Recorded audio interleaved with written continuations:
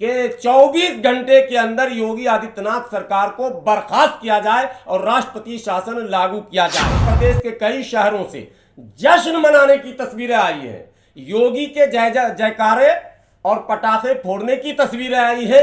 ये महा आपत्तिजनक है, घोर आपत्तिजनक है। पूरे उत्तर प्रदेश में अराजकता लाने, उत्तर प्रदेश को दंगा में झोंकने और माइनॉरिटी का साजिशन कत्लेआम करने का प्लान ये दिख रहा है। शायद योगी आदित्यनाथ जी ने ये तय कर लिया कि उत्तर प्रदेश में मुसलमान मुक्त उत्तर प्रदेश हम बनाना। पुलिस के घेरे में अतीक और अशरफ था तो एक पुलिस वाले के हाथ में, पांव में, शर्ट में, पैंट में, टोपी में कहीं पर गोली क्यों नहीं लगी? अब सवाल नंबर 1। सवाल नंबर 2, उन तीनों हत्यारों में से किसी एक का भी इनकाउंटर पुलिस ने क्यों नहीं किया जवाब में? इसका मतलब क्या निकाला? में इतनी गोली उतार दी जाए और वो साफ सुथरा कपड़ा पहनकर, टोपी पहनकर एकदम जैसे लग रहा मस्जिद से नमाज पढ़ के आ रहा हो। ये तस्वीर देखी गई है। अस्सलाम वालेकुम, आदाब आपको और तमाम मीडिया कर्मियों को। आज जो तकलीफ दिया हूँ, आप लोग इस रमज़ान के महीने में तशरीफ लाए, सबसे पहले आप लोगों का दिल की गहराइयों से शुक्रिया अदा करते हैं। आपको मालूम है उत्तर प्रदेश में जो रात हादसा हुआ है, जो घटना घटी है, जो अतीक और अशरफ का कत्ल किया गया, जो हत्या की हुई है, वो पूरे मुल्क के न सिर्फ मुसलमानों बल्कि संविधान प्रेमियों, देश प्रेमियों, संविधान पर आस्था रखने वाले लोगों और संवैधानिक व्यवस्था को मजबूत करने की कोशिश में लगे उन तमाम मिशनरियों और अम्बेडकरवादियों के चेहरे पर शिकन ला दिया। वजह यह नहीं है कि अतीक, अशरफ या फिर उनके बेटे या दूसरे अपराधी थे, और जब अपराधी थे तो उनसे किस तरह की हमदर्दी हो। नहीं, बिल्कुल कतई हमदर्दी नहीं है। ये बात मैं क्लियर कर दूं, क्योंकि आपके व्यूवर्स कमेंट में कहेंगे कि ये लोग, और अक्सर मीडिया इसी तरह का नैरेटिव सेट कर रही है कि मुसलमान होने की वजह से मुसलमान उसका पक्ष ले रहा। इसलिए मैं पहले इस बात को काट देता हूं। कतई हमें उसके मरने से, उसके इनकाउंटर से, उसके कत्ल से कोई तकलीफ नहीं है। कोई और गैंगवार में मार दिया होता, कितने लोग गैंगवार में मारे जाते हैं, हम लोग तो कभी आवाज़ नहीं उठाते।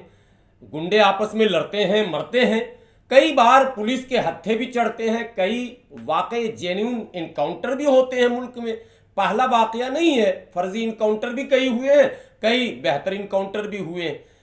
मुल्क हमारा संविधान से चलता है, चलेगा, और संविधान ने सबको एक दायरे में रखा है। पुलिस है, उसका एक दायरा है।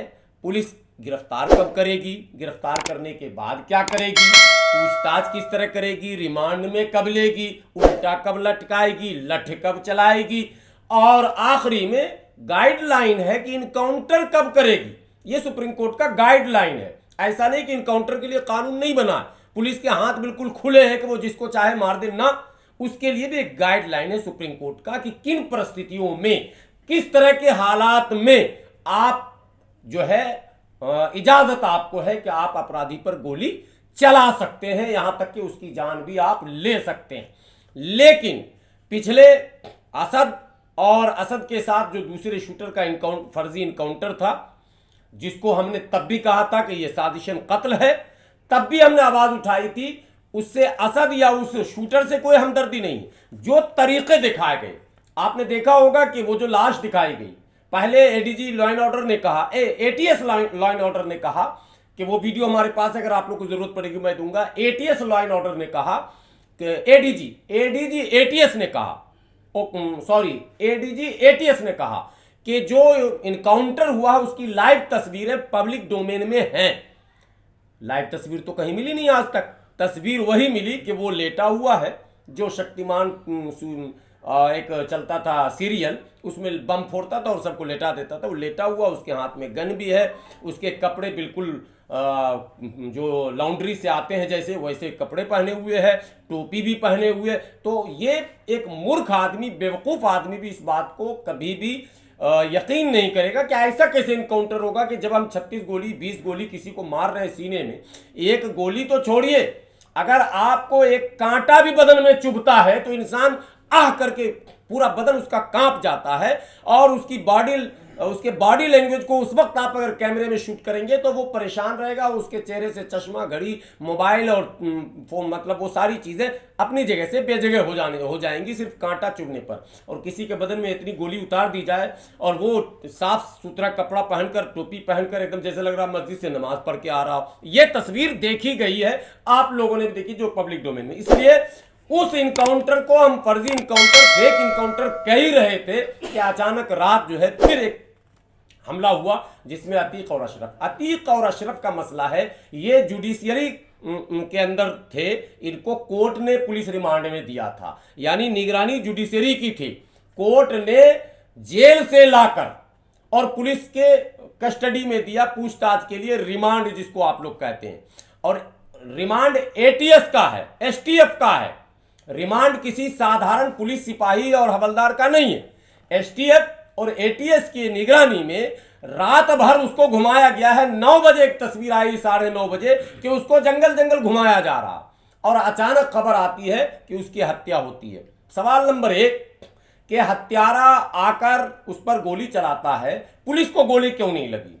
जब पुलिस के घेरे में अतीक और अशरफ था तो एक पुलिस वाले के हाथ में, पांव में, शर्ट में, पैंट में, टोपी में कहीं पर गोली क्यों नहीं लगी?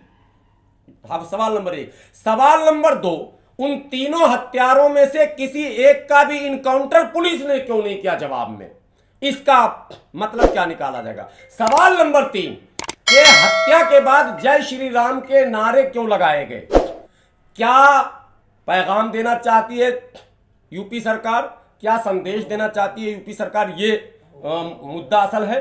इससे बड़ा एक मुद्दा है कि इस हत्या के बाद लखनऊ, कानपुर और उत्तर प्रदेश के कई शहरों से जश्न मनाने की तस्वीरें आई हैं। योगी के जय जयकारे और पटाखे फोड़ने की तस्वीरें आई हैं। ये महा आपत्तिजनक है, घोर आपत्तिजनक है। पूरे उत्तर प्रदेश में अराजकता लाने, उत्तर प्रदेश को दंगा में झोंकने और माइनॉरिटी का साजिशन कत्लेआम करने का प्लान ये दिख रहा है। शायद योगी आदित्यनाथ जी ने ये तय कर लिया कि उत्तर प्रदेश में मुसलमान मुक्त उत्तर प्रदेश हम बनाना चाहते हैं। इसलिए मेरी केंद्रीय गृह मंत्री अमित शाह जी से मांग है, भारत के सबका साथ सबका विकास वाले प्रधानमंत्री जी से हमारी मांग है कि 24 घंटे के अंदर योगी आदित्यनाथ सरकार को बर्खास्त किया जाए और राष्ट्रपति शासन लागू किया जाए। यदि ऐसा नहीं होता है तो भारत का मुसलमान ये मानेगा और भारत का संविधानवादी ये मानेगा, भारत का अंबेडकरवादी ये मानेगा कि इस कथित मुस्लिम मुक्त उत्तर प्रदेश के बनाने में और संविधान की धज्जी उड़ाने में और मनुस्मृति को अप्रत्यक्ष रूप से लागू करने में न केवल योगी आदित्यनाथ शामिल है बल्कि केंद्र भी पूरी तरह से शामिल है। यह माना जाएगा अगर 24 घंटे के अंदर सरकार को बर्खास्त नहीं किया गया, राष्ट्रपति शासन नहीं लगाया गया तो। ये एक कॉलम। दूसरा, उत्तर प्रदेश में वो विपक्ष के नेता जिनको माइनॉरिटी समेत तमाम अंबेडकरवादियों और संविधानवादियों ने अपना कीमती वोट दिया था, ठीक है वो सत्ता में नहीं आए लेकिन उन्हें एक एक वोट दिया गया था, यानी कि समाजवादी पार्टी और बहुजन समाज पार्टी और दूसरी वो तमाम पार्टियां जो इस तबके के वोट का दावा भी करती हैं, उम्मीद भी करती हैं। उनसे मेरी अपील है कि 24 घंटे के अंदर लखनऊ में अगर आपने कोई बड़ा धरना योगी आदित्यनाथ की बर्खास्तगी को लेकर नहीं किया, यदि आपने सिर्फ ट्विटर पर या हल्का सा किसी चैनल पर बयान देकर अपनी जिम्मेदारी निभाने की आपने कोशिश की तो माइनॉरिटी में यह संदेश भी जाएगा और हम जैसे लोग ये मानेंगे कि इस तरह की हरकत जो योगी सरकार के द्वारा की जा रही है इसको इनडायरेक्टली आपका भी सपोर्ट कहीं ना कहीं है। आप भी पर्दे के पीछे से इसी एजेंडे को आगे बढ़ा रहे हैं। अगर संविधान पर आपकी आस्था है, अगर लोकतंत्र पर आपकी आस्था है, अगर भाईचारे को आप बढ़ावा देना चाहते हैं, जो कि अखिलेश यादव ने ट्वीट भी किया था और कहा भी था, तो अब ट्वीट और बयान से काम नहीं चलेगा। अब आपको सड़क पर उतरकर मतलब रास्ता रोको, काम रोको और योगी सरकार को गद्दी से उतारो अभियान चलाना पड़ेगा। अगर यह अभियान भी लोग नहीं चलाते हैं तो भारत का मुसलमान, उत्तर प्रदेश का मुसलमान आने वाले चुनाव में एक नए विकल्प और नए रास्ते की तलाश में लगेगा। बस इतनी सी बात कहने के लिए आप लोगों को यहां मैंने बुलाया था। आप देख रहे हैं हमारे सामने अंबेडकर समाज पार्टी के राष्ट्रीय अध्यक्ष हैं भाई तेज सिंह जी।